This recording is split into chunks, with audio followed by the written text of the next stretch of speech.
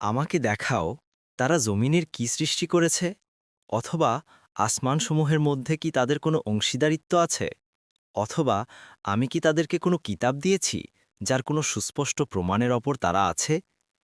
বরং জালিমরা একে অপরকে কেবল প্রতারণামূলক ওয়াদাই দিয়ে থাকে।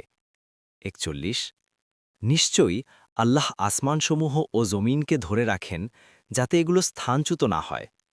আর যদি এগুলো স্থানচ্যুত হয়ও, তাহলে তিনি ছাড়া আর কে আছে যে এগুলোকে ধরে রাখবে। নিশ্চয়ই তিনি পরম সহনশীল, অতিশয় ক্ষমাপরায়ণ। ৪২ আর তারা দৃঢ়তার সাথে আল্লাহর নামে কসম করে বলতো যে যদি তাদের কাছে কোনো সতর্ককারী আসে, তাহলে তারা অবশ্যই অন্য যে কোনো জাতির চেয়ে অধিক হেদায়েত প্রাপ্ত হবে। কিন্তু যখন তাদের নিকট সতর্ককারী আসলো, তখন তা কেবল তাদের বিমুখতাই বৃদ্ধি করল। ৪৩ জমিনে উদ্ধত আচরণ ও কূট চক্রান্তের কারণে। কিন্তু কূট চক্রান্ত কেবল তার ধারককেই পরিবেষ্টন করবে। তবে কি তারা পূর্ববর্তীদের ওপর আল্লাহর বিধানের অপেক্ষা করছে? কিন্তু তুমি আল্লাহর বিধানের কখনোই কোনো পরিবর্তন পাবে না, এবং তুমি আল্লাহর বিধানের কখনোই কোনো ব্যতিক্রমও দেখতে পাবে না।